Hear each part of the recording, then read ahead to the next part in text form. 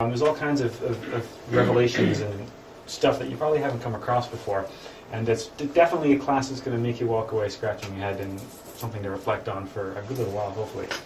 Just a little bit of a quote to kind of set the tone for this class. During the sexual ecstasy, the couple is surrounded by a tremendous and terribly divine energy. In these moments of supreme joy and ardent kisses that inflame the depths of the soul, we can retain that marvelous light to completely purify and transform ourselves. When we spill the glass of Hermes, when the loss occurs, the light of the gods depart, leaving open the doors so the red and sanguineous light of Lucifer can enter. I'm not going to explain that one because the course of today's lecture is going to explain that in its entirety.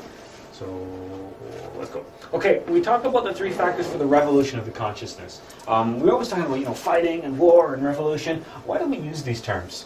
Why do we use the term revolution in regard to a change of consciousness? The path to intimate self-realization of the being, which is a long and complicated way of saying awakening the consciousness, that path is revolutionary. Okay, when you're undergoing a revolution, you're fighting the forces that are in place, right? Think of a country undergoing a revolt or a revolution. There's a government in place. They're trying to overthrow them. They're trying to go against the order of things. That's what we're trying to do, because to awaken a consciousness is a revolution. Okay, because the powers that are in place, the forces of nature, are keeping us bound to that wheel of samsara. We become trapped on that wheel, and it's necessary for us to undergo a revolution of the way we see things, to fight to awaken that consciousness. Remember the process of evolution and just naturally being human from existence to existence. There's nothing about that process that's going to create an automatic awakening of the consciousness. We actually have to fight for that. We have to undergo this revolution. Okay, so the revolution that we're talking about, the awakening of the consciousness, we have to remember it goes against nature's laws. I'm not talking about Mother Nature here. I'm talking about nature, the machine, if we can think of it that way. I'm not specifically talking about the creative force or a goddess or something like that when I talk about nature. I'm talking about the universe as a whole and all the mechanical laws contained therein. We're trapped. We're part of that machine, and we have to break free from that. Remembering that the revolution of the consciousness, the awakening of the consciousness, it is opposite to common everyday life. Okay, and it goes against what most of humanity does and thinks. Especially the times that we're in now, the times of Kali Yoga. We'll talk more about that when we get into Phase B. When we look at the process of evolution and involution, the human race has been around for a long time. This particular race, the race we're in right now, has been around for a long time, and it's getting near the end of its existence.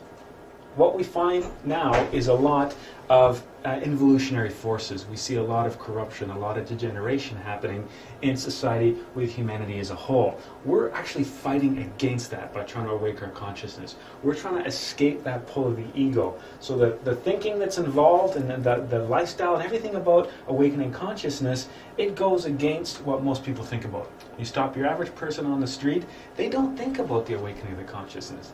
They might, have some sort of spiritual inclinations, but they really don't know how to go. They really don't know where to direct these curiosities or inclinations that we have. Remembering that if we're on this path, according to the law of return and recurrence, we've been on this path many times before. We're not just learning new stuff, we're really just remembering stuff we've already learned, if you look at it that way. Okay, so everything that we do on any esoteric path that leads to the awakening of consciousness, any esoteric path that leads to liberation, it doesn't matter what path you're talking about, all rivers flow to the same ocean, but it doesn't matter what path it is, that path is revolutionary. Revolution, then, if we look at it this way, it's changing the way we used to live and the way we think. It's opening our eyes to the true reality around us. And we've looked at all kinds of different practices that we can use to do that. Practice to do things like, astrally project or awaken consciousness in our dreams and all that kind of stuff. And we're going to be learning more as the weeks to come. We have to comprehend that most of humanity, in every way, walks on the path of involution. It wasn't always the case, but in these times, most people don't awaken their consciousness. Okay, they're not really interested in developing that divine spark anymore. So many people are caught up in the illusion that's before them. So many people are caught up in chasing after that illusion. That's why we see such a materialistic society. That's why we see people, going for money and power and positions and prestige and cars and things, because that's the forces that are acting on our humanity right now. There's so many people that are caught in that trap. There's so many people that have forgotten about that inner voice, that little child inside them, and have instead directed directed all their efforts and energy into sustaining their ego, making more money, getting more power, getting more possessions, controlling more people, becoming more important. That's what we see as an influence in this life, especially in our culture here. Let's go rewind back a couple thousand years and let's look at the myth of the solar hero. The solar hero is something that when we look and compare different religions, every religion has their version of the solar hero. Okay, the secret to liberation and awakening has been taught to us by the life of many masters, solar heroes. Jesus was a solar hero for the Christians. Okay, Hercules was a solar hero. Perseus was a solar hero. Osiris was a solar hero. Buddha was a solar hero. Krishna was a solar hero. Muhammad was a solar hero. They all had the same thing happen. And these two guys are an interesting comparison because we think of the ancient Egyptians, they predate Jesus by roughly 2,500 to 3,000 years. Everyone is familiar with Jesus, who's the solar hero of basically our times, basically Christianity. We know that Jesus died and was resurrected. Well, so was Osiris. We know that Jesus died on a cross. Well, Osiris didn't die on a cross, but he was cut up into 4 chunks and thrown to the 4 corners of the earth. We see the expression of the cross there as well. Born of a virgin mother, born of a virgin mother, born around December 25th, born around December 25th. There's a lot of parallels. There's a lot of connections between these people because they were telling a story. And the important thing is not to focus on whether it was Jesus or Osiris or Buddha or Krishna or Muhammad or whatever. The important thing is, why do we keep having the same story told over and over and over again? Let's forget about the fighting over which religion's better or who's right and who's wrong, and let's just focus on this story, because that's the really interesting thing. Because all these great masters through their life basically told the same story. That story contains the secret to liberation and the awakening of consciousness. The 3 important themes contained within all solar hero myths are the birth, the death, and the sacrifice. It doesn't matter whether you're talking, let's talk about Jesus, okay? Jesus, we all know his birth was a big deal. We're about to experience that big deal in a couple weeks, right? That's what Christmas is all about. Born in the manger, the star, the 3 wise men, born to a virgin mother, all that kind of stuff. The drama surrounding his death and resurrection. Okay, that was a big thing for Jesus, obviously. And the sacrifice Jesus made for humanity. Well, if you look at the story of Hercules, Hercules also had a really interesting birth. He was half god, half man. Okay, his mother was impregnated by the god Zeus. Okay, he had to go through all kinds of strange trials and all kinds of horrible things. That he didn't physically die, but he had a descent to the underworld, battled monsters in the underworld, and came back up. There's the death and resurrection again. And he had to make a ton of sacrifices. If you've ever heard of the trials of Hercules, that's what they were all about, the trials and tribulations and the sacrifices that he went through. Why do we keep saying these same things over and over again? Why do all these solar heroes, another way of, you could call it a Christ figure, why do they all have the same story? Why do they have the same things happen to them? You know, you've got the same story, separated by thousands of years, separated by thousands of kilometers around the globe. Everybody's telling the same story. And that's the irony when you look at some of the situations we have in modern society with people fighting about religion. You've got the Muslims and the Christians and the Jews, and it's the same thing. Everyone's fighting over the same story. It's kind of silly. The first factor we'll look at is the factor of birth. Because if we take the story of what happened to Jesus, if we take the story of Hercules, if you take the story of Osiris, what does this mean to us? Okay, we can talk about Jesus and Christmas and everything like that. You can talk about the circumstances surrounding Osiris's birth or surrounding Hercules' birth. But what do these things mean to us? How can we take that story that's told again and again and again, and how can we extract out knowledge that we can use in our everyday life? The first factor is that of birth. Okay, this is an interesting thing to start with. Human beings are not born complete. Okay, we're not born complete. We start out with the ability to be complete, but something happens in the process. We're born without the vehicles that we should possess. We're born without the bodies in the other dimensions. We don't have that fully awakened consciousness. Okay, we're born with the seed for that inside of us. Okay, we're born with the divine spark, the fragment of our soul. We're not born fully complete. We're not self-realized. Okay, we haven't incarnated our higher self, is another way of thinking about it. Okay, the awakening of consciousness, the incarnation of the higher self, self-realization, that's all describing a spiritual process. Okay, a spiritual process. We're not born with all the vehicles that we need, which is why we're not multidimensional. Okay, we have the physical vehicle, we've mastered the physical vehicle, we're sitting in this right now, but we don't have full control over the astral, the mental, the causal, the buddhic, and the atmic bodies. There's a total of 7 dimensions that we could be interacting with, but we're only interacting with 3 right now, okay, because we don't have the proper vehicles. We have a lunar astral body, we have a shadow of an astral body that the ego uses, and that's what we travel around in the astral with every night. We have a shadow or a broken down version of the mental body, which is associated with our thoughts in the intellectual center.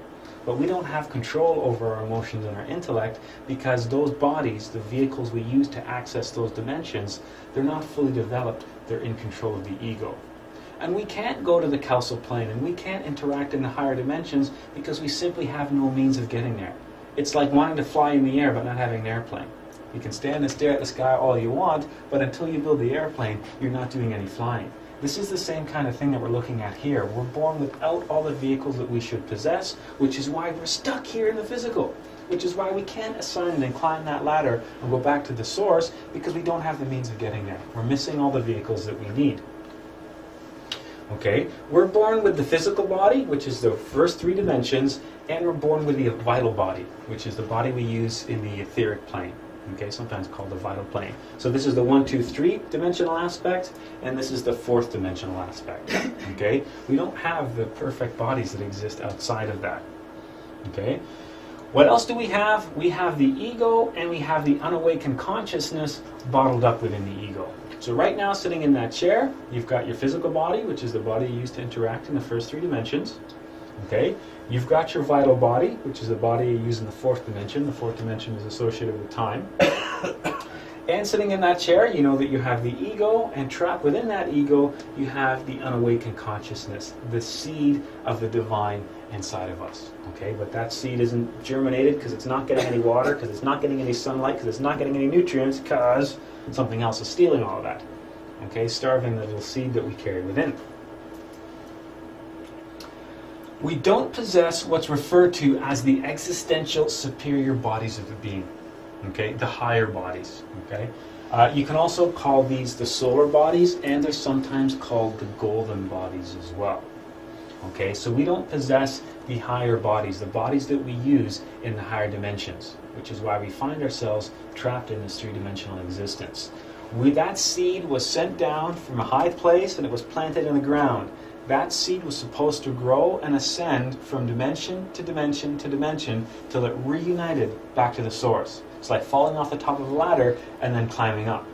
But the problem is we can only get up the first couple of rungs of the ladder because the rest are missing. We've got no way to get up to the top again, okay? Because we don't have the solar bodies. We don't have the golden bodies. Okay? We only have the potential for them within us. We have that seed that could grow and develop those higher bodies, but we don't have the ability to use those yet because they haven't been properly developed. Okay, we don't have fully developed astral, mental, and causal bodies. And I left it at causal, but really there's even dimensions above that. Okay, there's the 3 dimensions, there's the 4th dimension, which is time, or the vital plane, or the etheric plane. Then there's astral, mental, causal, buddhic, and atmic as well. We'll look at the higher ones later on. Okay, buddhic is in Buddha. Buddha was a Buddha because he reached development of the buddhic plane, but we'll get into that another day. Okay, so we don't fully have the bodies that we need to interact in the higher dimensions. What we do have is regarding the astral or mental bodies, we call them the lunar bodies. Okay, they're like shadows. Okay, they're inferior shadows of the solar bodies. If the solar body is a luxurious ocean liner, the lunar body is a canoe with a hole in it and a broken paddle. Okay, if think of it that way, the bodies are just like the vehicles we use in the higher dimensions. The problem with the astral and mental body that we carry right now is it's in an inferior version. It's just a shadow of the true body. Okay, if we look at the solar body as being that fully developed ocean liner which we could sail around the world on, the lunar body is like a canoe with a hole in it that we can barely paddle across the lake before it starts filling with water. Okay, so the lunar bodies, the shadow of the superior bodies, they're what we carry right now. We don't have these things fully developed. That's why we can't control the intellectual center. That's why we can't stop those thoughts, because those thoughts stream at us from the ego, and we can't stop them because we don't have control over that vehicle. It's like having a hole in the canoe and that water streaming in, and we can't stop the water because the canoe's all broken down and full of holes. We can try bailing out the water as fast as we can, but it's still going to seep in. Okay, it's the same way with the astral and mental bodies. The astral is related with obviously the astral plane and the emotional center. The mental body is related with the mental plane and the intellectual center. And that's why we have a hard time controlling these things, because they're really tools of the ego. You can think of the lunar, astral, and mental bodies as like a coat or a cloak that's worn by the ego, because that's basically how it works for us. Yes? I was wondering, I've been reading a lot of the Gnostic Gospels too, Mm-hmm. and I was wondering why the lunar and water and all these like feminine energies like nature Yeah? that are so positive on one side are always associated with evil and deceit and like that. Oh, the water is not. The feminine, I was reading like, oh, what's going on with evil, water, and like the moon, all these feminine energies, why they're always associated with evil, even in myths often like or in There's two kinds of water. There's like a dark water and there's like a light water. So I wouldn't necessarily think of that. And the moon has two sides, there's a light side and a dark side as well. Part of a lot of the, especially when you look on the Christianity side of things, they did a really good job of trying to make sure that anything related to women and women in power was turned into a negative thing. That's why when Jesus had Mary Magdalene, right? That was Jesus' wife, and this is going to be important for us today. How the early Christian church treated that was, well, we can't have him with a wife, so what's the worst thing you could say and call a woman, right? A prostitute, a whore. That's what his wife became. In the early days of Christianity was a political movement used to basically unite a bunch of warring tribes. And before Christianity came along, guess who was in power in all the tribes? It was women. Women always had the power position, so Christianity did a huge job of trying to erase the influence of women. And if you even look at the story of the original sin, it was Eve, you made us eat the apple. They were totally innocent. It was women that started this whole thing, right? So that's probably where that comes from, because there's nothing that I've come across in any deep esoteric stuff that looks at anything feminine as negative. We always look at it the other way around. And as we'll see after today as well, the Gnostic viewpoint, man needs woman to raise himself and awaken consciousness. So we'll get there in a few minutes. Yes? as in yin yang, like the negative means the positive, dating side. Because that's I got a little bit of that message from the Gnostic Gospels when I was Yeah. reading it. Like I felt like Yeah. I was like, why is the feminine always associated with that kind of stuff? What sometimes it's called negative, but it's not negative. It's the opposite of one polarity, right? Because usually man is seen as the positive polarity, and woman is seen as the negative polarity. And I don't mean positive is good and negative is bad. I mean that wire outlet has a positive and negative. It's just two opposing currents, and the man was given the masculine current, and the woman was given the feminine one. So negative doesn't mean bad. It's just think of it as like yin and yang. It's black and white. Well, we think black is bad and white is good, but just two opposing states. That's all. So the egos live within the lunar bodies. That's why they sometimes call the lunar bodies the bodies of desire.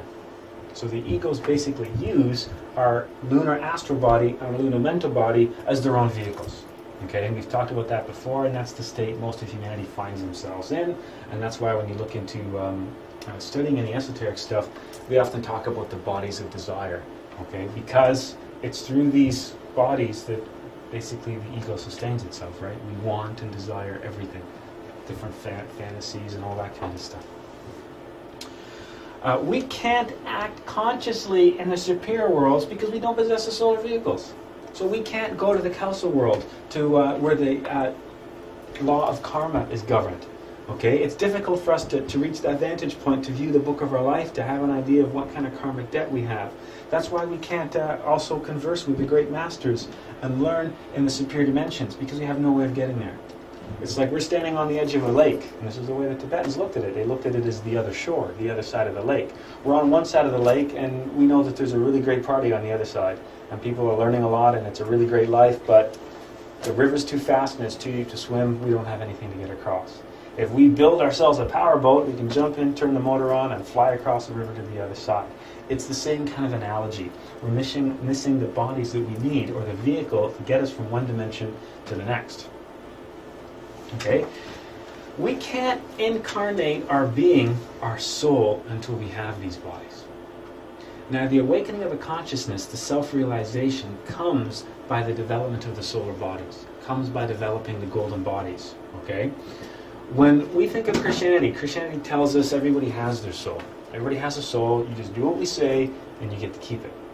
That's kind of unique to a lot of the world's religions. The soul is often seen as something that you had to earn through living properly, by living the right life and doing the right things. A soul was like a reward that you got at the end of an existence. Christianity is one of the first religions that kind of said something a little bit different and said, well, you start with it, providing you do all these things, you get to keep it. Because really that's Christianity. I'm going to pick on Christianity a lot today, I don't mean to. But that's their bargaining chip, right? You don't want to go to hell. You don't want to go to hell, so you got to do what we say, because if you don't, then you go to hell, and you'll lose your eternal soul. That's one of the things that they really like to spend a lot of time talking about. We have the essence. The essence is the seed. When that seed germinates, the tree that it would turn into is the soul. So think of the soul as the oak tree. The essence that we have is the acorn. We all have a part of it, a fraction of it, that can grow and develop, but we have to put it in the right conditions for it to grow and develop. But without it, we just have the potential to develop that higher self, the potential to develop that soul. We all have a piece of it in us, but that piece could grow to be a lot more. That tiny divine flame that is flickering inside of us, that could be a raging fire if we knew how to stoke that flame. When we look at the first factor of the revolution of the consciousness, we have to look at the resurrection myth. Okay, so we see Jesus and all these people, we see them die and then they're reborn. Okay, and even when we look at the myth of, let's say, the life of Jesus or even the life of Hercules, they're always born into strange circumstances as well. Jesus, of course, was born to a virgin.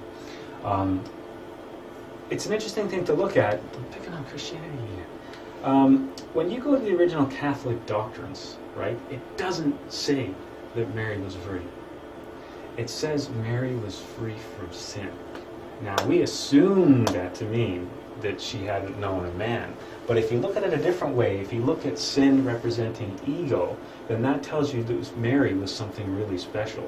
Mary was somebody who had freed herself from sin, as in awoken consciousness, eliminated the ego. Okay, so Mary and Joseph were a couple. They were a spiritual couple. They were masters that gave birth to a divine child. It wasn't that God magically put a baby in her tummy kind of thing. That's just a common misconception of what that says. It tells us that she was free from original sin, which we now assume means probably that she was a virgin. But nowhere does it actually say Mary had not had sex with men before. We just have made that assumption based on what our modern society says when we talk about what does it mean to be free from sin. We assume that a woman that hasn't sinned, it must mean she's never known a man.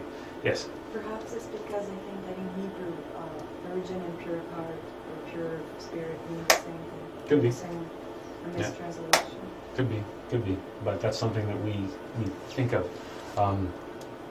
So when we look at the resurrection myth, we look at these people dying and being reborn, this is what we get out of this. The first birth that we experience is our physical birth. Okay, that's what put us in this body in the first place. The second birth we experience is the spiritual birth. Okay, when Jesus died on the cross, there was one part of him that was dying and a second part of him being reborn. Because what happened to Jesus after he died and was resurrected? He immediately ascended to heaven, right? Because at that point he was a purely spiritual being. But that death was symbolic. It wasn't that we really have to kill ourselves in order to awaken consciousness, obviously. There was something very symbolic in that. Okay, same thing when we look at Hercules and a lot of the solar heroes, myths of the Greeks and Romans. They would go down to the underworld and they'd rescue something or fight some kind of monster, and then they'd come back again. They'd come out of the underworld. That was symbolic. Going down into the darkness and coming back into the light. The darkness is ending and the light is beginning. Okay, that's very symbolic. This is a story too about birth. Actually, it's kind of a funny one because it's parochial, right? But this is all kinds of symbolism hidden in this story. one of the interesting things that I find about the Gnosis is people talk about esoteric secrets and hidden knowledge, and you got to join the Masons or whatever to get all this hidden secret knowledge. The neat thing about Gnosis is, if you wanted to hide something, where's the best place to hide something? Right in a really obvious place where no one would think to look, right? That's the interesting thing about Gnosis, is it's all around us. You just have to look for it. Here's a children's story. Walt Disney, if you know anything about him, he was a mystic. He was right into the occult and esoteric stuff. That's where most of his stories came from. Okay? He was repackaging some of this esoteric knowledge and presenting it in a form that was palatable to younger people, that it would speak directly to their consciousness. Okay? That's one of the sad things about modern society. We no longer do things like, Snow White and the Seven Dwarfs and Pinocchio and all these great children's stories. We no longer talk about parables and fables and stuff anymore. What are children watching? They're watching television shows that are usually designed to market products, right? So they're watching Transformers and things that are designed to sell stuff that have lost that Gnostic imagery. So let's look at the story of Pinocchio. Okay, here we go, Pinocchio. Well, what do we know about Pinocchio? Well, he had this little tiny voice on his shoulder. This little cricket, right? That was Jiminy Cricket, and he always told him right from wrong. What does Jiminy Cricket represent? Jiminy Cricket represents the divine spark in us, the essence, our consciousness. What else did we have? We have the fairy godmother. The fairy godmother represents the divine mother. That's the force that we pray to every time we meditate. That's the feminine creative force inside all of us. We have Geppetto. He was his creator, right? The guy that made him. His creator is the inner father inside all of us. Okay? What was the problem with with Pinocchio? He was a puppet on strings. Okay, he danced to the wills of the puppet master. The puppet master, and the fact that Pinocchio was on strings, that represents the ego. Okay, and what was it Pinocchio wanted most of all? What did he want to be? He wanted to be a real boy. Okay, because he was made of wood representing the physical. Okay, the earthly matter. And of all that he wanted, Pinocchio wanted one thing most of all, and that was to be a real boy. But being the real boy was the birth of the solar bodies. Okay, the self-realization, the awakening of consciousness. And here's a silly children's story, and it's even the Walt Disney version. There's a lot of wood in that, obviously. And everything on this little cover represents that. And of course, there's the animals representing the forces of nature of the physical world. So there you go, Pinocchio's story, and there's every one of the elements that we've talked about. The divine mother, the divine father, the creator, the awakening of the consciousness, the essence, the ego, the fact that the ego controls, the fact that we're not realizing our full potential. We're not real boys and girls yet. Okay, we want to be real boys. We still have this wooden body, this body of the material world, the body of the physical world.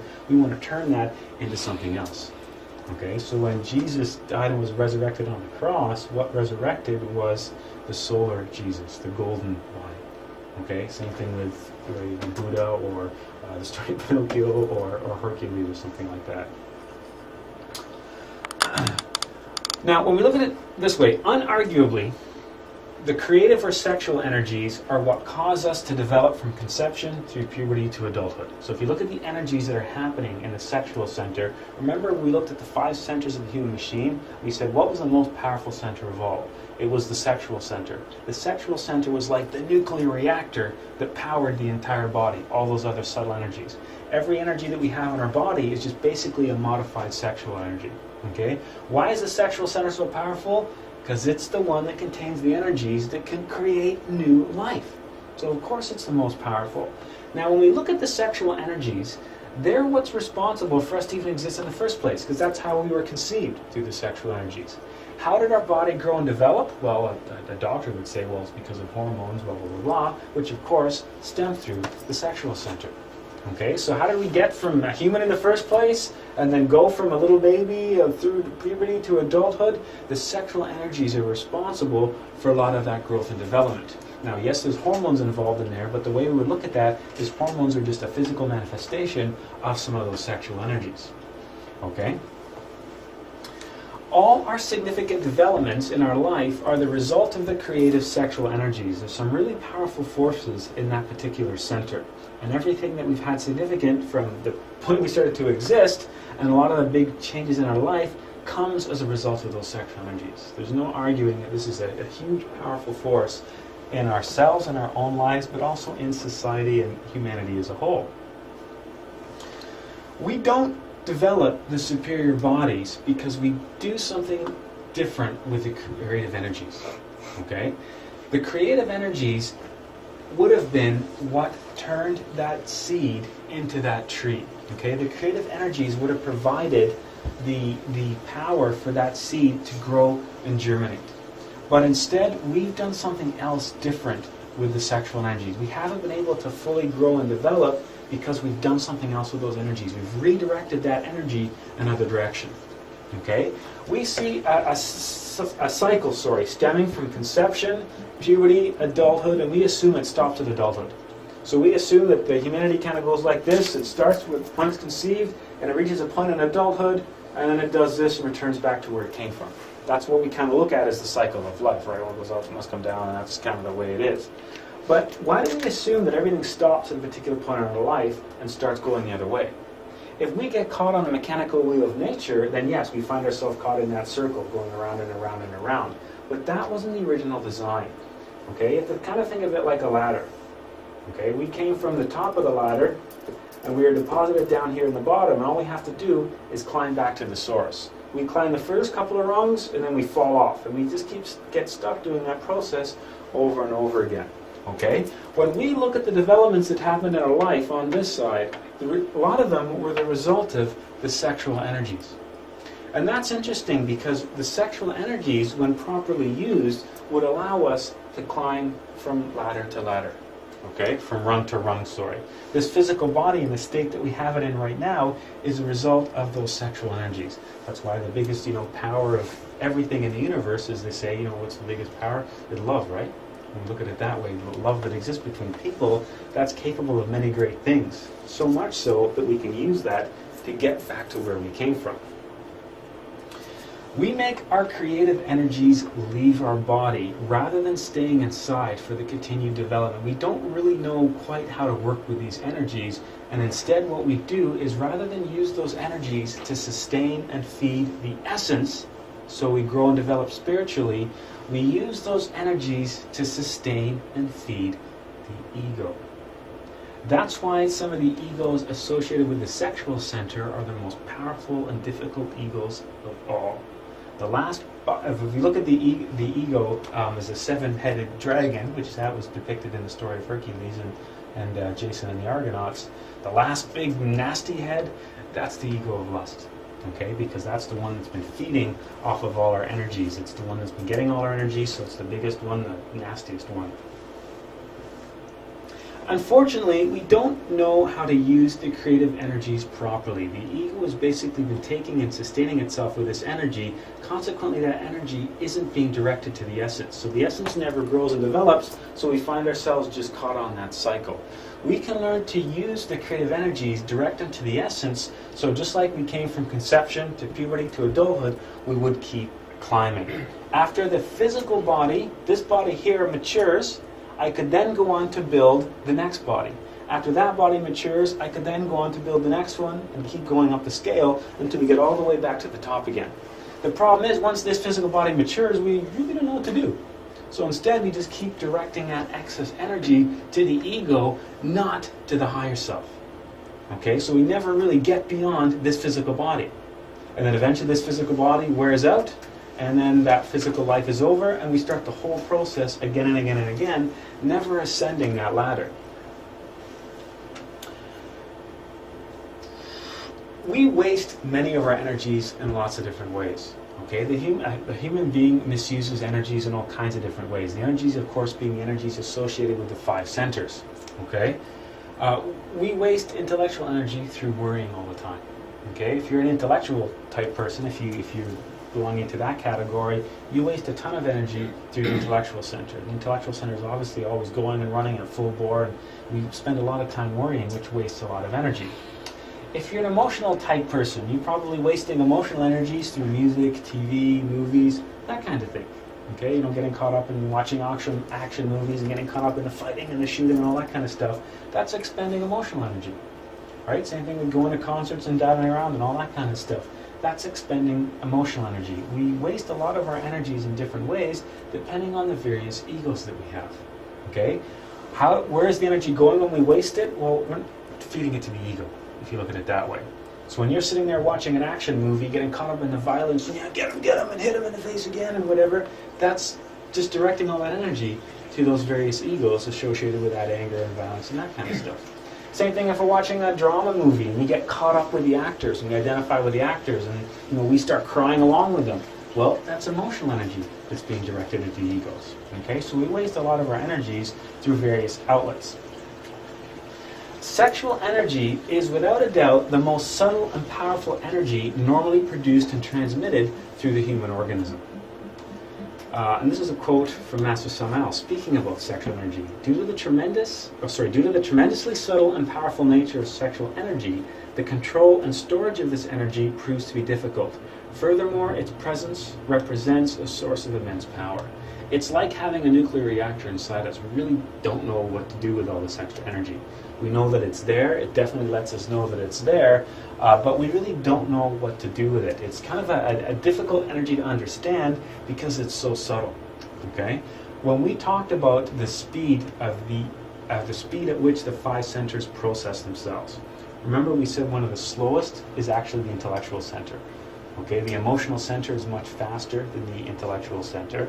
The motor and instinctive are even faster. Remember your reflexes, if you fall, you put your hands up straight away. You didn't have to think about that. Well, the fastest center of them all is the sexual center. Okay, it's so fast and it's so subtle and works on such a subconscious level, we never really know what it's doing.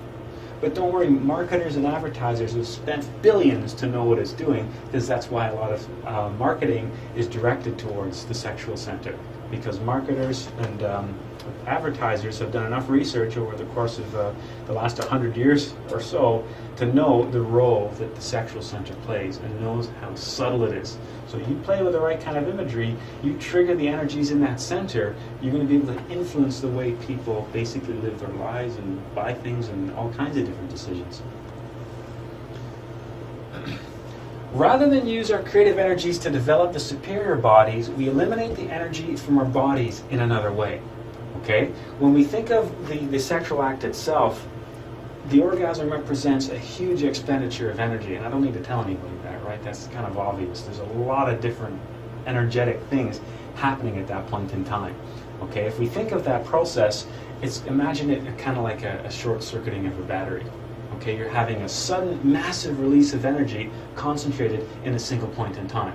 Okay, that's for a lot of us. That's what the sexual experience is. These two things, of course, apply to both male and female as well. This we tend to think of a male version of it, but it's the same idea. It's a loss of energy. Okay, for a male, it just happens to be a physical association of a loss of energy, but females experience a loss of energy in the same way. That's what the whole process of orgasm is. It's a huge release of energy. Okay, so we look at it that way, just the orgasm we experience in the sexual connection, that's the release of a massive amount of energy, and I think there's nobody who would argue that one. Right? That's kind of an obvious one. Sex in the sexual center is a very powerful force. Males carry one polarity, females carry the other. With their union, the two polarities combine to create. Okay, when a man and woman are united, you've got one polarity of the energy combined with the other polarity of the energy. Now there's the ability to be something created. Okay, that electrical outlet, there's a positive terminal and there's a negative terminal. As long as those two terminals aren't connected to each other, nothing happens. They both have the potential for energy to flow. The second I plug something in, like that data projector, it creates a point across those two terminals for energy to flow, and now we get something that's created. A man and a woman both carry two opposite polarities. When the man and the woman are in the sex act itself, they're united. When they're joined, now we've created a circuit, and energy is flowing. Okay, just like that electrical outlet. When nothing's plugged in, you've got the potential for a flow of energy. Okay, the second you connect those two terminals with a light bulb or a stereo or a TV, now you've got a flow of energy, and that flow of energy is capable of doing work. It's capable of transforming something, whether that's turning electricity into light, whether it's turning electricity into heat, whether it's turning it into pictures on a screen, whether it's turning it into a motor that moves, it doesn't matter. Once those terminals are connected, we then have a flow of energy that we can utilize for a purpose. The sex act itself is the very same thing. Think of sex like charging a battery. Okay, when a man and a woman are engaged in the sex act, you've got a massive amount of energy that's flowing. Okay, they're generating a lot of energy. Okay, you can think of it like a battery. You can then use that energy to do something else, or you can short circuit and immediately lose the energy. So when a man and a woman are united, there's a flow of energy there. There's a massive flow of energy that's building up around the couple. Okay, so much so that it's actually visible in the astral. Okay, there's a lot of energy that's building up around them. Now there's a choice of what we can do with that energy. Okay, if we end up going the route which most people go, if we end up going to the route of orgasm, that's a huge short circuit. It's like taking a battery and then putting a, I don't know if you've ever known anyone that's done this. If you're working on a car and not being careful and you drop a wrench across your car battery, you're going to discover the wrench actually welds itself to the battery in a big explosion of sparks. That's a short circuit. Okay? We've got two options. We could short circuit, which is what we're familiar with. That's the orgasm. The other option we have is to retain that energy, keep that battery charged, and then use that charged battery for something else. Okay? The restrained desire will, there's an important term here, transmute the sacred energies. The energy crystallizes into the solar bodies. The reason why we don't have the solar bodies is because the battery that would run them is empty. We don't ever charge it. Okay? Sometimes we get close to charging it, but then we immediately discharge it, leaving it always in an empty state. It's like trying to start your car with a dead battery every time.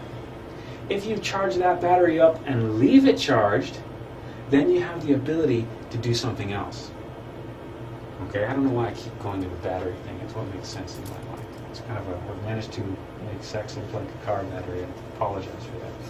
But it's a good analogy. Okay, the sex act itself is creating a huge surplus of energy. Okay, what do we do with that surplus of energy? We don't know. The ego has told us what to do with that surplus of energy. Because guess where that energy goes when we discharge it? It goes right to the ego. Okay, that huge, the orgasm itself, that huge movement of energy is basically from the sexual center directly into the ego in one massive jolt, and we experience that as the orgasm. Okay, the other option that we have is to not reach that point.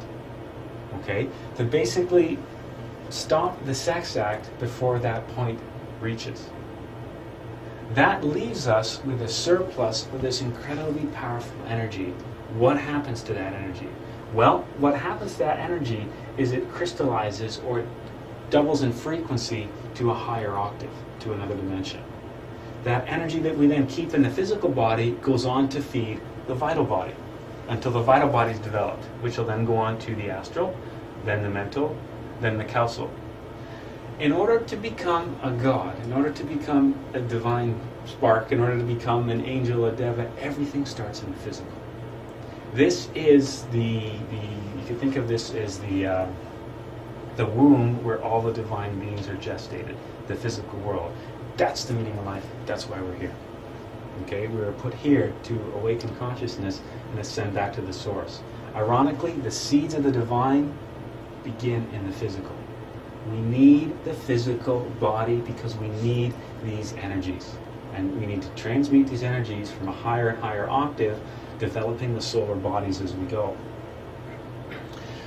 Now, it sounds like a strange thing to talk about, because what I'm basically saying here is, with the sex act itself, that's an incredibly important key to awakening the consciousness. It's an important tool. It's part of the process. It always was part of the process.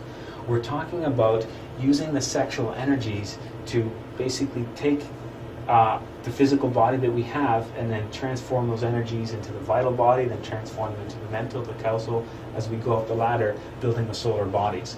It sounds like a strange thing. Yeah, you probably haven't come across this before, but you know what? That's not a Gnostic thing. It's something that's been around. That is the greatest secret that humanity has. That's the one missing piece of the puzzle that a lot of people are missing. This teaching has been known to many cultures under all kinds of secret names. That's what alchemy was. People are still looking for the secret ingredient to turn lead into gold. It was never about making lead, some metal, into gold. You know what? In the earlier times, lead and gold, they were just as important. Lead was actually better than gold in many instances because lead was softer and you could work with it easier. Okay? Gold is really important to us now, but hundreds of years ago, Lead, they did stuff with lead. You could build all kinds of things with lead. Lead was a useful metal. We think of lead as a garbage metal and gold as something that was worth money. But you know what? Go back 1,000 years, didn't really make much difference. Okay? What is alchemy? Alchemy was turning lead into gold. What did lead represent? The lunar bodies. What was gold representing? The solar bodies. What did you need in order to turn lead into gold? You needed the mercury. What was the mercury? The sexual energies. What's the missing ingredient? Nobody knows what the hell the philosopher's stone was. They can try to recreate the experiments, but it never works because the missing ingredient is the philosopher's stone. We don't know what chemical or material the philosopher's stone was.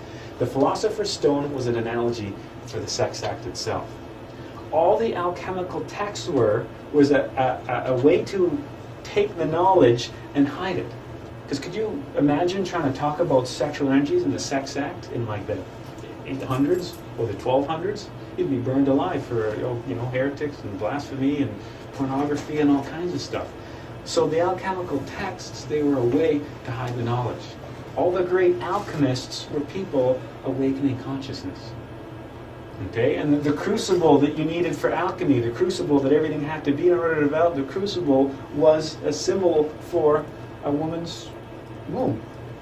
That was the crucible where all the ingredients had to be placed in order for the gold to appear. So all the alchemical texts, when you go back with these things in mind, they suddenly take on a whole different light. These things were a way to talk about sex and the sex act in a time when it wasn't possible to talk about that. The Hindus' culture, they had the Sahamatuna, which was their sex act. And we're all familiar with the Kama Sutra, right? You look at the Kama Sutra, you think of the Hindus, you're like, boy, there's some pretty horny people. All their temples actually were covered with idols of sex acts. You go to some of their temples and the walls, there's carvings of people in all kinds of positions. You're like, wow, these people got to have a good time. For them, sex and religion were basically the same thing. They weren't writing favorite position sex manuals. They were writing the way to see God. For them, it was the same thing. The Kama Sutra wasn't just a book of kinky sex positions. The Kama Sutra was a handbook, a manual to the awakening to consciousness. And in the early days of couples awakening consciousness, it was only done in the temples in order to keep it holy and keep it magical. That's why they had the temples that were all, carved with all this symbolism around them. You've probably heard of Tantrism before. When most people think of Tantrism, they think of it as trying to have sex for as long as possible, sustaining the orgasm kind of as long as you can. Well, that's basically the same thing, but we're looking at it as sustaining it indefinitely. There's a reason why Tantrism was all about sustaining the physical orgasm. It wasn't just so you could be, so guys could be super studs and, please hundreds of women at the same time. That wasn't the idea. The idea behind Tantrism was if you could sustain the physical orgasm, something else happens in its place. Something much more rewarding. For us, the physical orgasm, it's like, imagine, I have all these silly analogies for this stuff. Imagine you're walking down a corridor and you pick up a piece of candy. You're like, ooh, piece of candy, this is great. And you take a candy, you eat it, you walk away. If you'd have kept going and not picked up that first piece of candy, and if you'd have walked down the hallway and turned around the corner, there was a mountain of candy just waiting for you. But we never get there. You think of the orgasm itself and you go, wow, it's, I kind of really like that, and it's a really great experience. But you know what? There's something else that's even better than that. And that's what Tantrism was all about. It was about delaying the orgasm, not just so you could go longer, but because you could go longer to reach a different state. Because that's the thing, there's a different state that we can reach with the sex act that most people haven't got to because they fall into the trap of the physical orgasm and losing the energies. That's what Tantrism was all about. The Egyptians referred to it as the Arcanum AZF. Transmutation is usually how we refer to it in the Gnostic context, and that's usually an alchemical symbol as well. We transmute. To transmute something is take energy in one form and convert it to another form. We're taking the physical sexual energies and converting them into something else, converting them into the energies that feed the solar bodies. Working in the ninth sphere of Kabbalah. The ninth sphere is associated with sex itself. We can look at the ninth sphere. It's kind of almost the same thing as the Philosopher's Stone as well. The Philosopher's Stone was seen as the foundation of sex. And this is interesting. If we talk about the Philosopher's Stone being sex itself, remember Jesus? The whole tale about the guy that built his house on sand and waters came and washed it away. But the guy who built his house on the rock was a different story. The rock itself was sex. There's even a context too. You know the disciple Peter? Well, the Latin name for Peter is what's the Latin name for Peter? I don't know. Petra, right? What is that? It's stone. There's a huge argument that says Peter wasn't Peter, Peter was sex. Every time there was a reference being made to Peter, it wasn't about some guy. It was about the sex act itself. It was an alchemical symbol.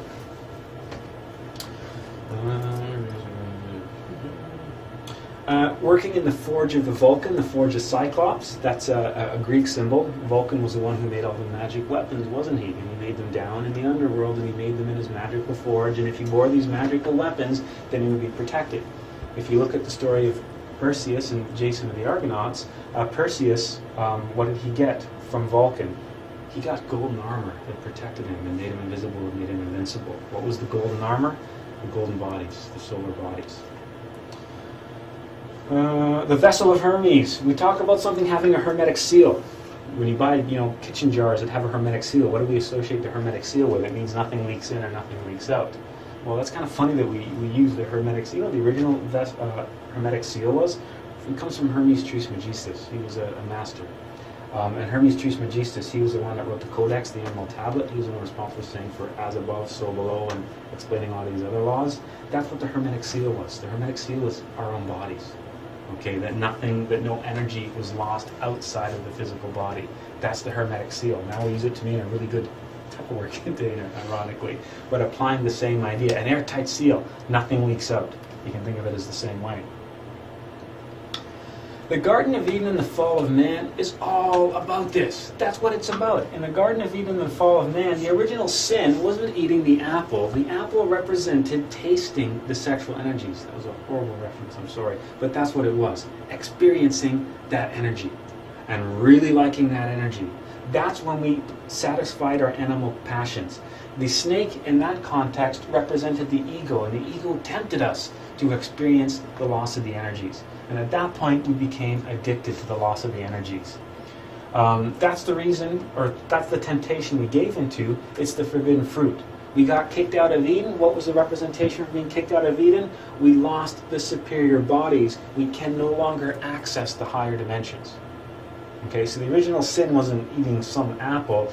It was taking on that forbidden knowledge, the experience of the sexual energies, and taking the sexual energies from the higher self and directing it to the egos. Okay, so the story of the serpent in the Garden of Eden represents the egos. That was the temptation we gave into. It was basically lust that we gave into and fed the ego of lust. And from that, we left the higher dimensions because we no longer use the energies to fuel the superior bodies. We found ourselves kicked out of Eden, so to speak. Okay, the original sin was the spilling of the energies, the losing those energies and feeding them directly to the ego, not keeping them to transcend or transmute on those different levels and build the solar bodies. Because if we can generate that energy during the sex act, which is like charging the battery, that's when the energy flows, that's when the energy generates. Obviously during the sex act itself, there's a lot of energy being generated there. We can do two things with that energy. We can lose it and experience the physical expression of that energy, which is the orgasm and causing all that energy to be lost and discharged, or we can refrain that energy. Okay, we can literally stop the sex act before reaching the point of orgasm, which is what Tantra is all about. But the difference being, the idea is if we can sustain the physical expression of that energy, we can reach a different level. Okay, we can reach a different experience. We can reach a much higher level. Let's go biblical, because I was picking on the Christians today, so let's pull out some biblical references. Whoever has been born of God does not sin, for his seed remains in him. What does it mean for seed to remain in him? I mean, it's literally what it says. That means it doesn't spill the sexual energies. And he cannot sin because he has been born of God. To be born of God means to turn yourself into a divine being, which is to develop the solar bodies. Okay? So he has been born of God. He who has the solar bodies doesn't sin because he has no ego, for his seed remains in him, for his energy is sustaining not the ego, but the higher self. And that's why he can't sin, because he's been born of God.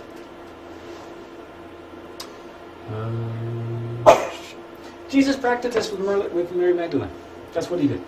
Jesus was a master. Mary and Joseph, Jesus' parents, who were awakened masters, they practiced alchemy.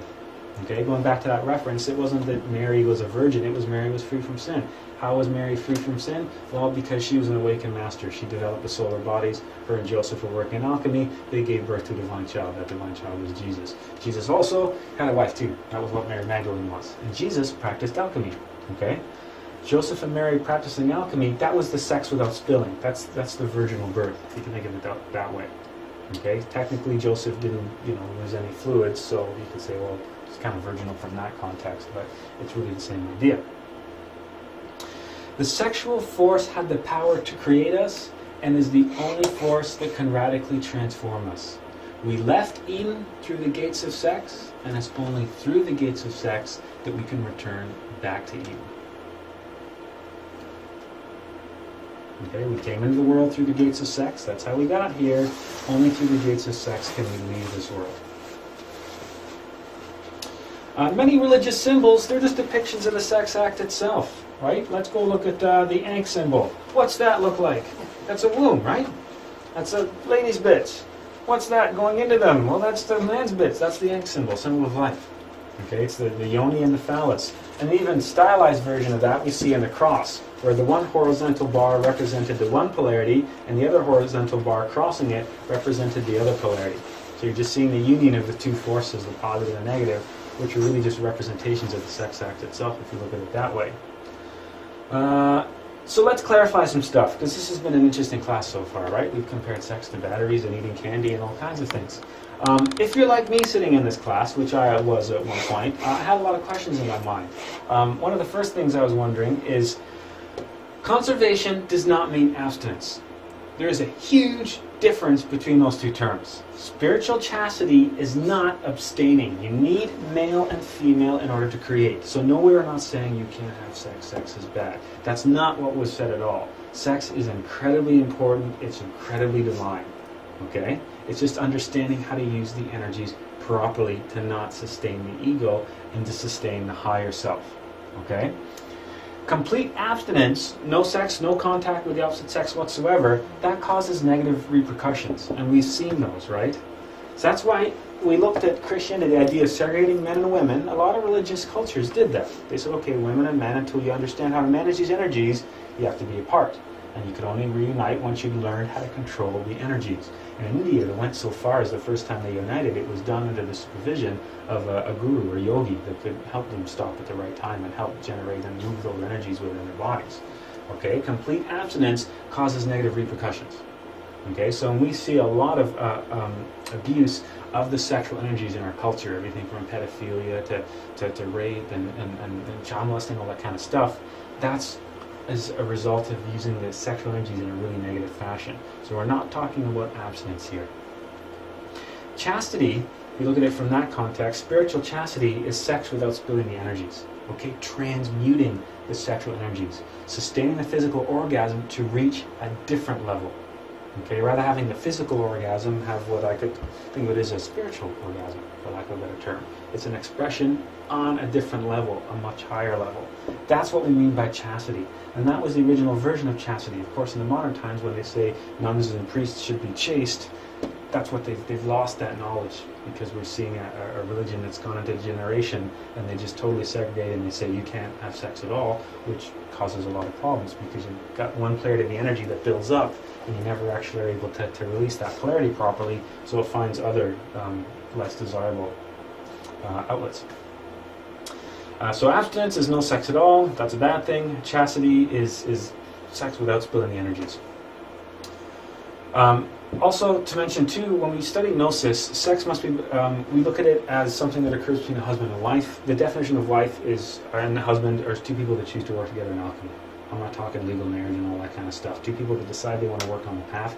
It's something that takes time, because you got to build the energies up together. It's not an instantaneous process, and it's not like, hey, the more people I sleep with, the faster I could do this. That was never the idea of this either. Okay? Don't forget that there's karmic repercussions for adultery and sex with lots of people. Remember Kaya Sarma, or Karmasaya, where we keep uniting with people karmically that we have sex with. That's an important thing to remember. A husband and wife, or two people that decide that they're going to work together on this path, they need to work together for a while. Okay, and as they're working together, they're raising their energies as a couple. It doesn't help if you have sex with one person here and then another person here, another person here. You're not sustaining any one battery. You're not building up any levels. You're just building up stuff in a bunch of different places. The energy's not all in one coherent point. Okay, so and that's kind of the original idea too behind monogamy. Why a husband and wife should be married and should stay together, because that was allowing them to really grow and develop those energies, rather than building a little bit of energy over here, then a little bit over here, and then a little bit over here. That energy is not all in one cohesive unit. You just kind of spread it around. So that's that. Something else to mention. Well, usually when you talk to people about this, at this point they're thinking, well, I really like sex, and orgasm to me is something that I enjoy. I look forward to. What are you saying? I'm not supposed to have any pleasure whatsoever? That seems like a bizarre thing to say. But then you have to say, no, orgasm does not imply no pleasure. It's the candy analogy I used earlier. This is the piece of candy that we found and we really liked. We didn't realize if we held out and didn't take that piece of candy, there was something else way bigger, way better around the corner. Okay? Gnosis teaches that couples who practice alchemy achieve greater levels of pleasure and deeper emotions in a more spiritual union than possible through satisfying our animal passions. Okay, so just because we're not reaching the physical orgasm doesn't mean that it's not pleasurable. If you really haven't worked with alchemy, then how do you know? Right? That there's something else, a much greater level that you can reach. And it's a way to connect with your partner that's a lot, it's hard to describe, it's a lot deeper, it's a lot more spiritual than just a regular relationship. When we talk about people, everyone wants true love, right? The original definition of true love comes about by couples who work in alchemy, because you're not feeding the ego, you're feeding each other's higher selves. The ego is very fluid. The ego, the one ego that swears love for a person one day, will swear love for somebody else a week, a month, a year, a decade later, right? That's one of the reasons why we see so many people having a hard time staying together in marriages. That's why we see so many failed relationships, failed marriages in this day and age. It's because nobody's working with the alchemy anymore. So no one's working with these energies anymore. You're feeding the ego, and the ego just wants more and more and more. And if I can't get it here, I'm going to get it here and here and here and here and here. And we see all the problems that results. Another question that you might have is, well, wait a second, you're telling that humanity in the first place was supposed to do this? Because if humanity in the first place was supposed to do this, then there'd be no more people, so what's your point? You have to remember that you don't have to spill the energies for sperm to be released, as many teenagers practicing the withdrawal method of birth control are surprised to discover. I had a friend in high school who discovered this the hard way. He thought he had this whole, contraception thing beat. He was just going to make sure that he didn't actually release anything. Well, guess what? That's what the Immaculate Conception is. For men, we don't have to reach orgasm for, it's awkward to say, for stuff to come out. Stuff comes out regardless, and that stuff is capable of impregnating a woman. That's what Immaculate Conception is. A child that was conceived via the act of alchemy, where the energy that's conceiving the child is in the absence of the ego. Okay, when we have a regular, this is a kind of an awkward explanation. When we experience a regular orgasm, there's all this energy being released, and in the astral, there's all kinds of entities literally coming in to feed off of that energy. That's the environment within which a normal child is conceived, is surrounded by all that negative energy. When we're practicing alchemy, we're not sustaining that darkness, so there's nothing around except the light when the child is actually conceived. Yes? So in order to build your light, would you have to do that always? So like if you slip once, you kind of ruin all the energy? Well, you look at it, this goes with Kundalini. If you talk about raising the Kundalini, this is related to this as well. Think of that battery meter being like a scale. And the longer you do it, the more you charge that battery. If you slip, the battery goes back down. It doesn't go all the way down to the bottom, it goes back down a bit, and you have to keep trying. But eventually, if you keep losing, it's trying to fill a bucket with a hole in it, right? You're pouring water in, but if it's flowing out somewhere else, your bucket's going to drain. Okay, but it's not the case of if you're working with alchemy and there was, a slip up, it doesn't mean that you're right back to square one. And what was the point of doing the whole thing? No, there'll be a loss of energy depending on the magnitude of what was going on, but it's not a complete loss. It just depends how much energy you accumulated and how much you've lost. You can read it that way.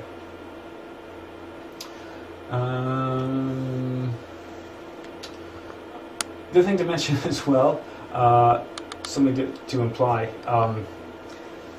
Gnosis itself, as I was mentioning earlier, it's not a sex thing. It's not a sex cult. I mean, that was one of the things that when I was sitting in your shoes, and I got this class, I was like, oh, now you've done it. Now you've gone and joined a sex cult. And it was me and like 2 other guys in the room. We're all looking at each other going, oh man, this isn't going good. Because there was no females around. I was like, great, I joined a sex cult and it's all guys. How did I manage this? It's not like that. We don't really talk about it. And it's definitely behind closed doors, what you do to practice your own home kind of thing. And I know there's a lot of places and there's a lot of organizations where they want to be quite liberal with sex within the organization and mixing partners, all that kind of stuff. That guaranteed absolutely does not happen anywhere in the world with Gnosis whatsoever. Okay? The knowledge is given, and then what you do with it is what you do with it. No one is going to ask you, are you practicing alchemy? Nobody asks that kind of stuff. Nobody wants to hear about that kind of stuff. We don't sit around and talk about those kind of experiences. If you have questions or something like that, there's definitely people that can answer your questions. That's one of the neat things about coming to big events is you can meet other Gnostic people. So if you have a question and you can find someone to maybe ask about that, but it's really a behind closed doors sort of thing. It's not. There's no rituals involving, like, I was having visions of 1970s orgies and everybody wearing robes and all this kind of stuff. I was like, oh, what did I get myself into? I'm eyeing up the door, figuring if I need to run, how quickly can I get to that back door? It's really not like that. The knowledge is presented, and it's for you to make use in your life how you want to make use of it. And nobody ever asks you. No one's going to check into you. It's just something else that you can do. Just like we give you tons of practices, and we don't talk about the practices. We don't say, let's all sit around and talk about our astral projection practices. How many times did you practice last week? Did you? No. It's just like that is just like a meditation. It was presented to you, and you can go home, you can reflect, and it's the same as all the other practices. Don't take my word for it. Don't take anyone's word for it. Practice, work with it, and see where you go.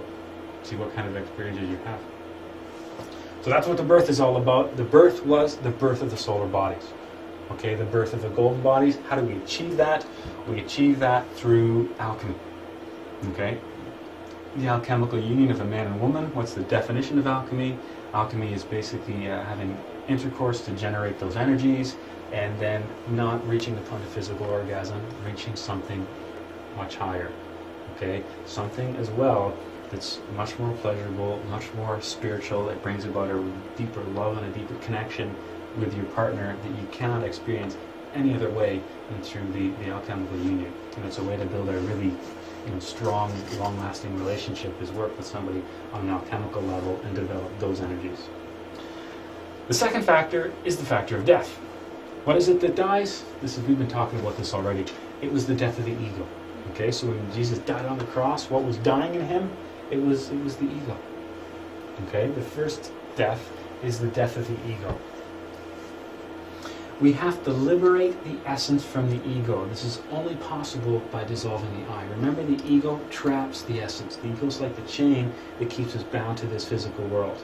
Okay, and as it's keeping us bound, it's literally feeding off of the various energies in our body, like the sexual energies.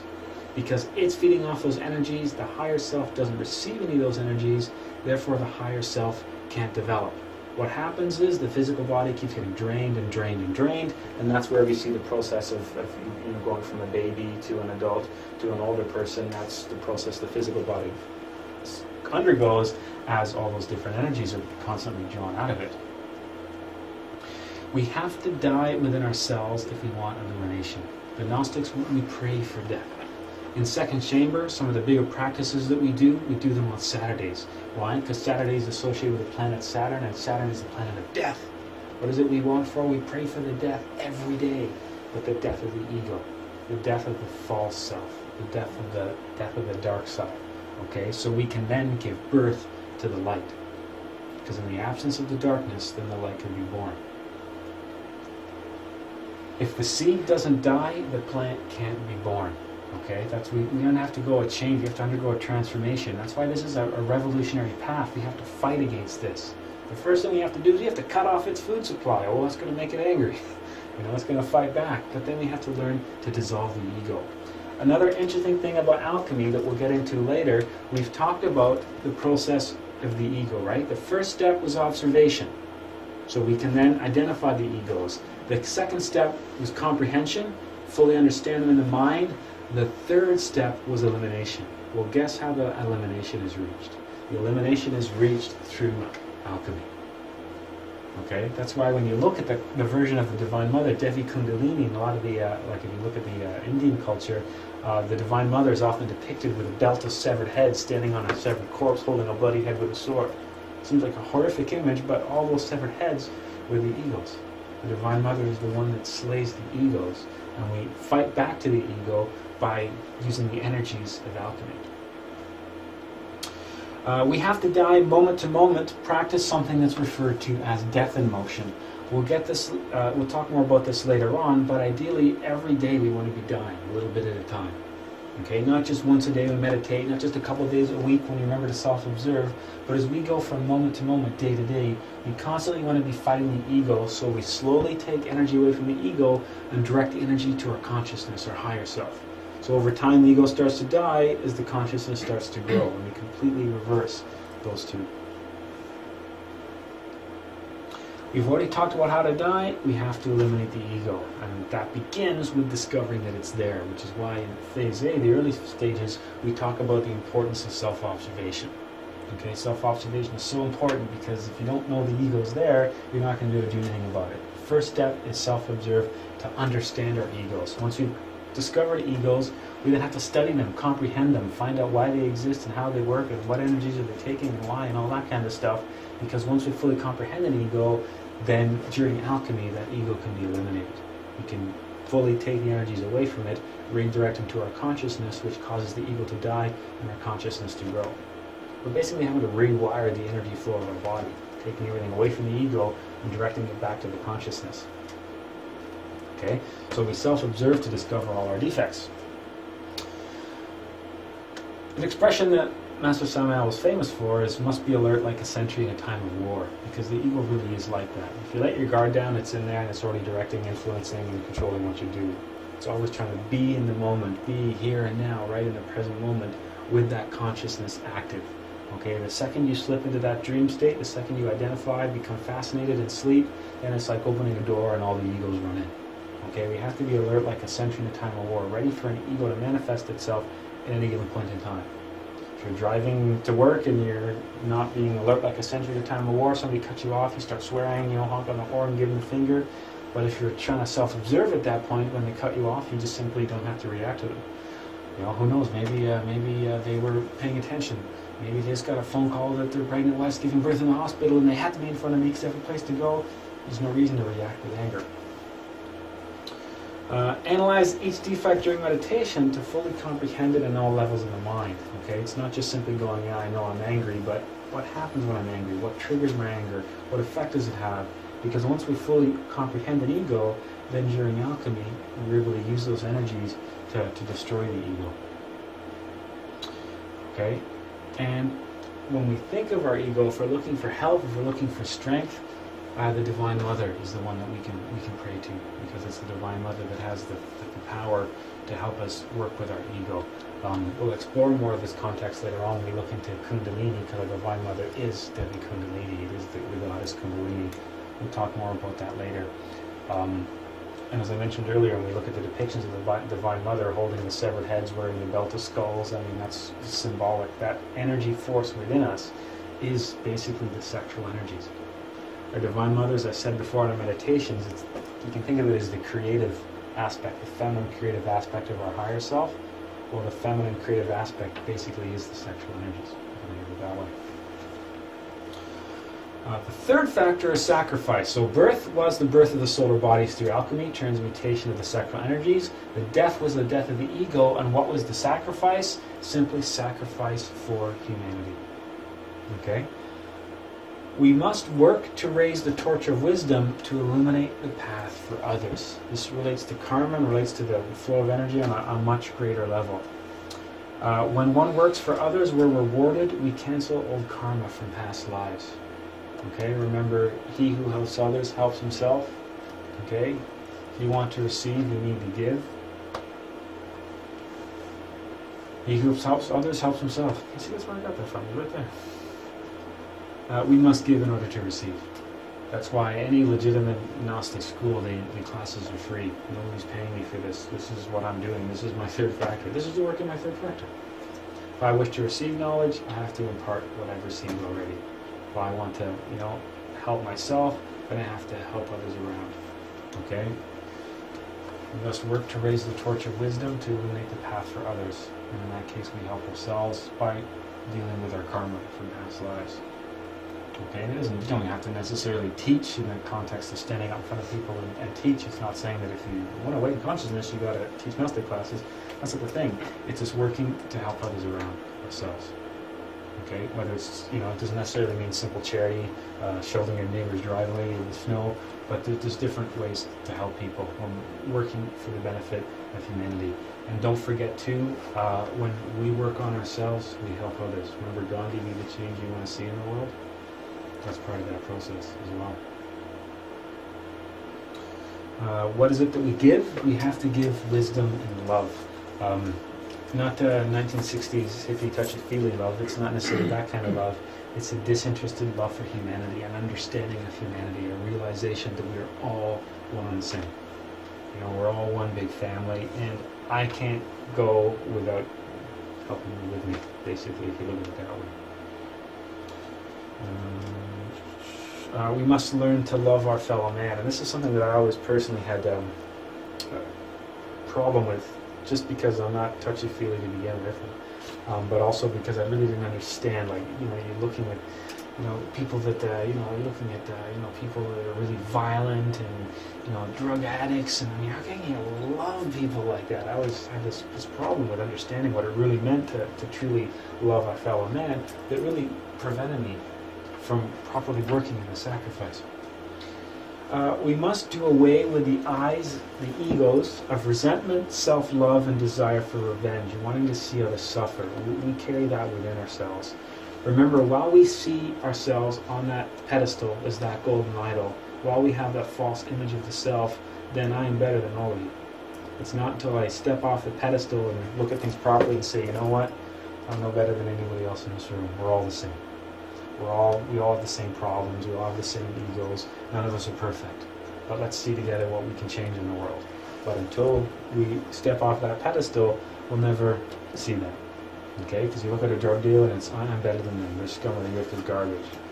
I just don't have a problem with the ego of addiction, which is related to greed. Okay? If I truly understood how greed works, then perhaps I'd be able to look at them in a different light. Same thing when you see somebody who's angry and you're offended by the anger. If you truly have observed and studied anger in yourself, you don't need to react to anger in somebody else. It's not, what the hell is their problem? It's, oh, anger's a tough one. I wrestle with that a lot. I've been there. When anger takes control, man, you do really stupid things. If somebody got angry and lashed out at you or did something or said something hurtful, you wouldn't react to those words. You wouldn't be offended because you know that right now they're exhibiting anger, and anger makes people say and do stupid things. Soon that will pass, and then we'll be back to a different state, and we can work on the problem together or whatever. We're always concerned with ourselves. We're always confined within our own egotism. That's the problem of having so much ego, which we do. We generally, as a society, the culture, we have a real me-first attitude. Most people do, right? Me first and everybody else later sort of thing. We have to learn to exhibit a true disinterested love and sacrifice. Helping humanity for the sake of helping humanity, not helping humanity for the sake of looking good in front of the people or that kind of thing. If we want happiness, we have to fight for the happiness of others. If we want to awaken our consciousness, we have to fight so the consciousness of other people can be awakened. Same kind of idea. It is necessary to comprehend others and see their point of view if we want to know how to love. That's one of the keys. While we think we're better than everybody, while we think, while we judge others instead of judging ourselves, then we're in this situation. It's all talking about, being able to turn the other cheek. How do we really do unto others? How do we learn to turn the other cheek? It's all through understanding our ego. Really working with self-observation to fully understand the ego within us, so we don't have to react or respond to the manifestation of ego in other people. Remember, when we're condemning and judging other people, what inside us is doing that? The consciousness doesn't condemn and judge. The ego condemns and judges. So I'm condemning and judging when criticizing what you're doing. That's my ego criticizing your ego. Those are my imperfections measuring your imperfections. That doesn't even make any sense. Okay? We must learn to love even those who hate us. That's the idea of turning the other cheek, do unto others, all that sort of thing. How? We must comprehend ourselves and our defects so we can understand others when their defects manifest within them. Okay, that's one of the keys. Think of the story that I told you about Buddha. He's meditating under that tree, and the guy comes by and starts insulting him, and Buddha stops and opens his eyes and says, my brother, what do you do when somebody gives you a gift that you don't want? The guy looks at Buddha and says, well, you just tell him to take it back. And the Buddha says, well, thank you, take your gift and leave. Right? The idea being that everything that's directed at us, it's our choice whether you receive it or not. If someone's insulting us, if we get offended, it's because we've taken that insult and reacted to it. We can simply just return it and say we're not interested in that energy right now. And if you ever get the chance to study martial arts, a lot of martial arts are like that. Things like Kung Fu, the principle is you're not ever hitting anybody or lashing out at them. You're just choosing to not receive the energy directed at you and returning it back to them. So if you kick me and I kick you back, it's not that I'm kicking you, I'm just refusing to keep your kick and returning it to you. So there you go. Okay, that's the kind of the idea. It's the same sort of thing. Any questions about that? Yes. The third rule of sacrifice. Now, I'm curious as to what. Let's say someone lives their life completely consumed in the ego, and if we were to go out of our way to help someone who's living off of their ego, would that not be helping their ego and therefore not really helping at all? Well, that's the thing. That's why learning to help others begins with awakening our own consciousness. Because if we go back to remember the karma class, I gave you that paradox. I said, okay, there's a homeless person and you give them money and they use the money to buy drugs and overdose or buy a gun and shoot somebody. How much are you responsible for that? Remember, there's no point in doing good unless we truly know how to do it. And knowing to truly how to help somebody comes through awakening of consciousness. Because if I'm trying to help, if my ego is trying to help your ego, what good is that? But learning to awaken the consciousness is then we know how to help people. We know how to help steer people in the right direction. Once we found, or experienced a little bit of the light, a little bit of the reality, a little bit of the truth, then we can help other people go in the same direction. But until then, we're all just stumbling around blindly in the dark, right? Blind leading the blind, so to speak. Yes? So does illumination, or the coming out of the blind phase and being able to see, come from the realization that the others that are put on our path in this movie of life are in fact mirrors of ourselves? There's a lot of that, absolutely. And if we are to project them into this movie of life, whoever the other might be, it's for the purpose of our own growth and because of what they mirror in us. Yeah. Is that a fair statement? And that's why the social interaction of life is one of the best places to discover egos you carry within yourself. And that's why shutting yourself in a cave and meditating by yourself for 30 years isn't going to awaken consciousness. You become a master of meditation, you can experience all kind of deep states of meditation, but it's all temporary. The second you open your eyes, you're back in your physical body. Also, a comment regarding the alchemy, and I have purchased a book, a program attributed to Tibetan lamas, and they're called the 5 Sacred Rituals, and basically they're yoga poses to awaken the Kundalini, or the forces, the energy forces in the body. And there's and in this book it talks about a 6th sacred ritual with regards to the sex center, and how when one has a lustful thought, that one can, through breath work and exercise, raise the sexual energy and store it, as you use the analogy of the battery. We're going to get into look at those practices in a few weeks. There's 2 in particular. One is an Egyptian pranayama, and another one is a breathing exercise. We'll see later on too that you can work with your energies and transmute them.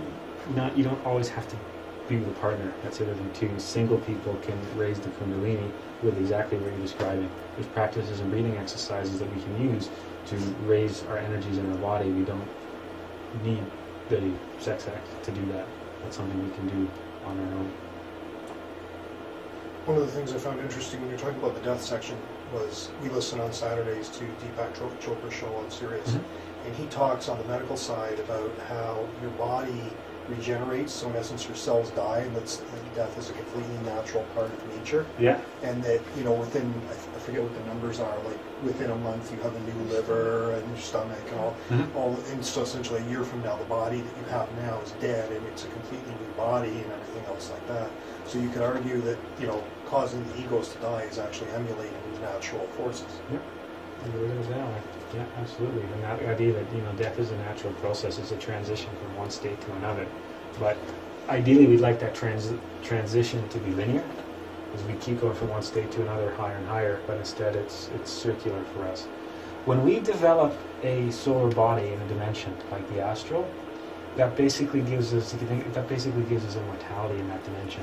That's why we need those solar bodies, because this physical body, it's a product of time. It's going to wear out. It's not going to last forever. Okay? There are masters that can use the energies to sustain themselves for unnaturally long times. We've all heard the stories of some Tibetan monks somewhere that have lived to be 200 years old or 300 years old. Moses was said to live to 900 years. Was it 900 years old? I think it's 900 years old. Moses was supposed to be. There are masters that can sustain the physical body for really long periods of time if they choose to, but for most people, the body, it's a product of time. So that's why when we develop the higher bodies, when this physical body is over, I'm just continuing on in the higher dimensions. This is just one level, and after this level is over, we continue climbing higher. But if we don't have those solar bodies to go into when this physical existence is over, we gotta wait for a new physical body and start the process again, which is the idea of reincarnation, or eternal recurrence, coming back and back and back, because we don't have the permanent consciousness. That's why if you learn to astral project, one of the exercises that you can do is you can find people that have recently deceased, and you can find them in the astral, and they don't know that they're there. They don't realize that they're not in the physical anymore. They're just there until they come back again into a new body. They don't have the awakened consciousness. They don't know that they're there, and they can't see that they're in a different dimension. Just like when you dream, you don't know that you're in a different dimension. Okay, their consciousness is in that dream state because the ego is keeping them in that state. When we eliminate the ego, then there's no dreams. Then we go on to develop the bodies in the higher dimensions that we use after this physical body is over. Yes? So what you're saying is a disincarnate spirit who hasn't developed the higher bodies isn't aware that they've left the body, that they're dead? Nope. And that goes for all disincarnate spirits. Well, not necessarily, because the ego knows, right? So you can have there's different, too much of it, there's different ranges of being disincarnated depending on what's present. Because really the life force that's there, the essence, is being used by all the egos. For example, if you're doing, let's say you're doing, talking to a medium or something, and you're trying to talk to your grandmother. That medium is going to channel some energy. There's a couple of different possibilities. Sometimes, if your grandmother's essence was strong enough, it could speak to you in that moment to give you a message that everything's okay or whatever, or depending on what the message is. The other option is you're talking to the egos that were in your grandmother, and those egos, they would know because they would know things about you and about her life that no one else would know. And the third option is you can be dealing with, there's just negative entities in the higher dimensions that enjoy interacting with physical people. The third option when you're talking to your grandma is it's not your grandma. It's intelligences, malevolent intelligences from the higher dimensions. You know what? Because the higher dimensions, everything, there is no time, they can see all of it. So they can tell you things about you and about your grandma that no one else would know. So a clairvoyant, for example, you can see spirits. Could potentially be seen like a negative entity that's not, in fact, the spirit of the person you think they're seeing. Potentially, yeah. Yeah. Don't forget too that the personality that we have, when somebody is recently deceased, and let's say they're seen, walking around their house or something, that's usually the personality, and that personality slowly deteriorates over time. That's why oftentimes too, when we see ghosts, they look like the person dressed in the same clothes, walking in the same paths, or doing the same things, or carrying the same stuff. That's called a landlocked spirit, one who doesn't know that they've crossed over. Yeah. But I thought landlocked spirits was one category. Think but of there's other landlocked categories. spirit as if it's just a personality, and that will fade with time. That just dissipates with time, just like the physical body deteriorates with time in the ground. That personality will deteriorate in time as well, leaving just the egos and the essence in the higher dimensions, which would then reincarnate into a new body. When you start talking about like malevolent things like poltergeist and stuff like that, now you're talking about intelligences, entities from the higher dimensions messing with the lower dimensions. They're not necessarily people that have just died. There's just stuff up there that likes to do things like that. So there's malevolent intelligences in the higher dimensions that you can encounter. It doesn't mean that they're just incarnated spirits of a recently deceased human. It just means there's energy up there that likes to do things, and fear is an energy, and if they can make you afraid, they can feed off of those energies. We'll talk more about that when we look at the astral projection classes, because that's when we start getting into negative entities and things that can happen when you're wandering around the astral. That's when we start talking about the different types of things that you can run into.